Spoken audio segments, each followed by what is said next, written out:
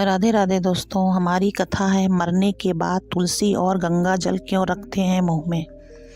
एक समय की बात है, एक बार माता पार्वती भगवान शिव से कहती हैं, हे प्रभु, मेरे मन में एक शंका है, कृपया मेरा मार्गदर्शन करें। तब भगवान शिव बोले, हे देवी, क्या है तुम्हारा शंका, कृपया बताओ। तुम्हारे शंका का निवारण करके हमें प्रसन्नता होगी। तब माता पार्वती कहती हैं, हे प्रभु, जब कोई मनुष्य मृत्यु के बाद तुलसी पत्र का जल अपने मुख में पाता है तथा रोज तुलसी में जल देने से क्या होता है तथा उस मनुष्य को कौन से फल की प्राप्ति होती है। तब भगवान शिव कहते हैं, हे देवी, तुमने जो प्रश्न पूछा है वह समस्त मानव जाति के कल्याण हेतु अत्यंत उपयुक्त है। हे देवी, तुलसी पत्र से संबंधित मैं आपको एक पवित्र कथा सुनाता हूँ, आप इस कथा को ध्यान से सुने। तब माता पार्वती कहती हैं, हे प्रभु, मैं इस कथा को पूरे ध्यान से सुनूंगी और लोक कल्याण हेतु इस कथा का प्रसार भी करूंगी। तब भगवान शिव कथा सुनाना आरंभ करते हैं। हे देवी, गंगा तट के किनारे एक भील परिवार रहता था, जिसके 5 भाई अपनी बहन के साथ रहते थे। उसके माता पिता किसी बीमारी के कारण गुजर गए। बहन सबसे छोटी थी और वह मेरी बहुत बड़ी भक्त थी। वह हर दिन सुबह तुलसी में जल चढ़ाती थी, नित्य रूप से पूजा पाठ करती थी। यह 5 भाई हर रोज़ जंगल में जाकर शिकार करते थे और जो भी मिले उसे घर लाकर पकाकर खाया करते थे। उनका यही नित्य काम था और बहन घर के काम करके भाइयों की सेवा करती थी, उनके लिए खाना बनाती थी। फिर एक दिन उसका हाथ एक चाकू के कारण मछली को काटते हुए कट गया। फिर उसके हाथ से खून बहने लगा, तो उसने जब उस रक्त को दीवार से पोंछना चाहा तो सोचा कि भाइयों को इस बात का पता लगने पर उन्हें बुरा लगेगा। अगर कपड़ों से पोंछ लूँ तो वह भी उनकी नज़रों से नहीं बच सकता। इसलिए उसने उस रक्त को मछली में ही डालकर मछली को पका लिया और जब रात को भाइयों ने मछली को खा लिया तो वे उंगलियां चाटते ही रह गए। उन्हें वह खाना बहुत पसंद आया। फिर सबसे बड़े भाई ने बहन से पूछा कि आज खाने में क्या मिलाया है जो इतना स्वादिष्ट बन गया है, तो उसने कुछ भी नहीं बताया।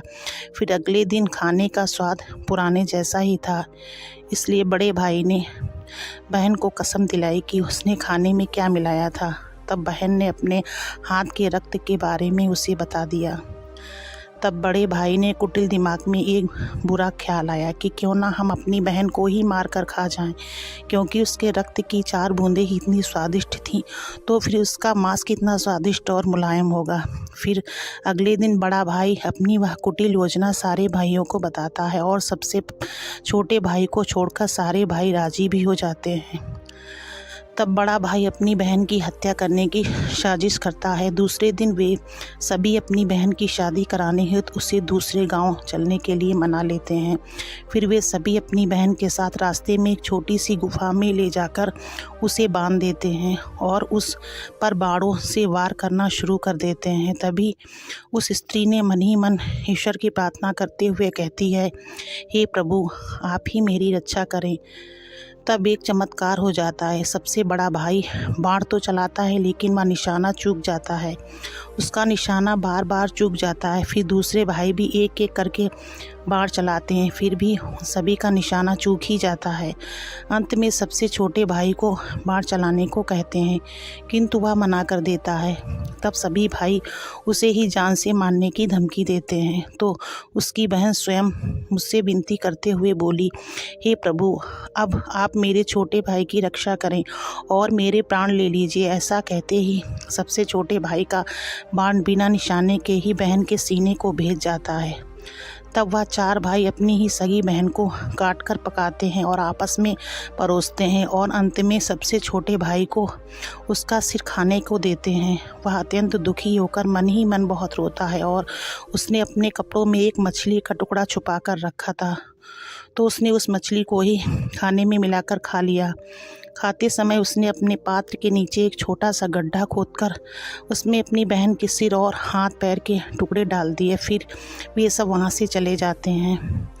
फिर दूसरे दिन छोटा भाई इस जगह पर आकर एक बांस का पेड़ अपनी बहन की याद में लगा देता है और उसे रोज़ाना पानी देता है। इसी तरह कुछ दिन बीत जाने के बाद एक साधु उस बांस के पास मलमूत्र त्यागने हेतु जाते हैं तो वहाँ से आवाज़ आती है, हे साधु महाराज, आप इस जगह पर मलमूत्र का त्याग ना करें।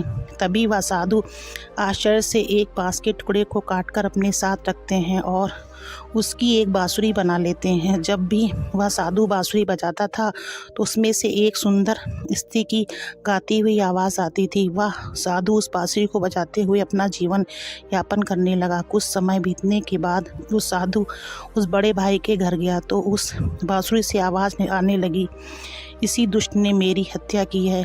ऐसा सुनते ही बड़ा भाई घर से भागते हुए आया और उसने साधु को अपने द्वार से आगे भगाया।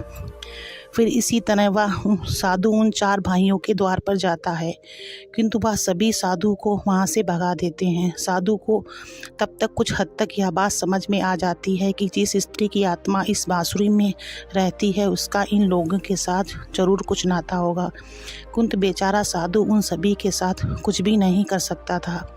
साधु फिर अंत में 5वें भाई के द्वार पर जाता है।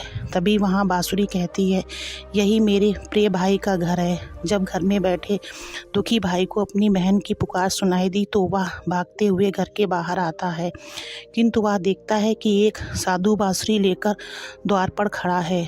तो उस साधु ने उसे बताया कि यह आवाज़ इस बांसुरी से आई है। तब वह भाई उस साधु से विनती करते हुए बांसुरी मांगता है।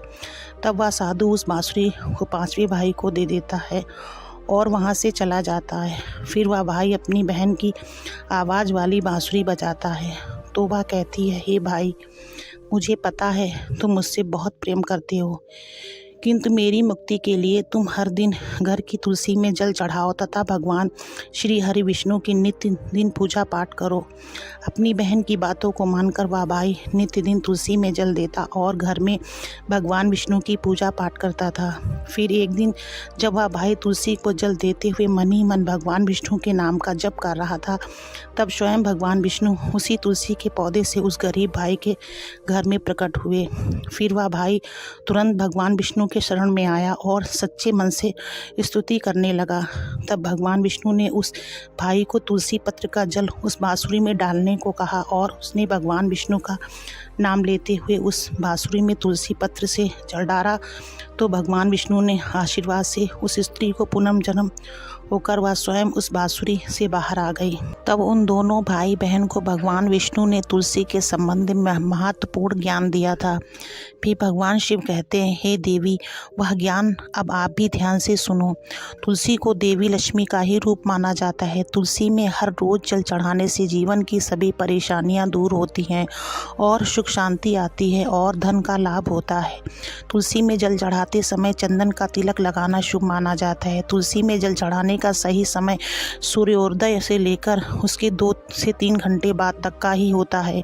तुलसी के पौधे में रविवार को जल नहीं चढ़ाना चाहिए। मंगलवार को तुलसी में जल चढ़ाने से भगवान विष्णु और देवी लक्ष्मी दोनों ही प्रसन्न होते हैं। रोज सुबह स्नान के बाद तुलसी में जल अर्पित करने से जीवन की दुर्भाग्य दूर होते हैं। फिर भगवान शिव कहते हैं, हे देवी, मृत्यु ही जीवन का परम सत्य है।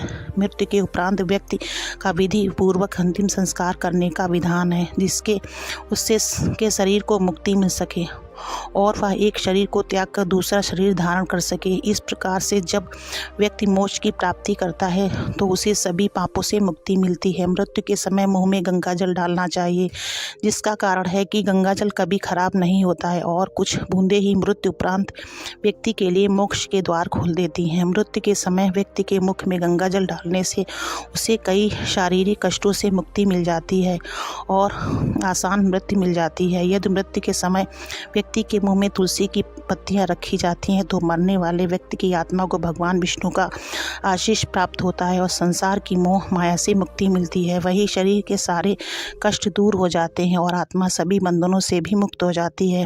तुलसी के नाम से ही यमलोक में जो कष्ट देने वाले राक्षस हैं वह शांत हो जाते हैं और यह मार्ग आसान हो जाता है तथा मोक्ष मिलता है। इसलिए मोक्ष के लिए गंगा जल और तुलसी का सेवन मृत्यु के समय किया जाता है। वीडियो अच्छी लगी हो तो लाइक करें, शेयर करें और ऐसी ही वीडियो देखने के लिए हमारे चैनल को प्लीज़ सब्सक्राइब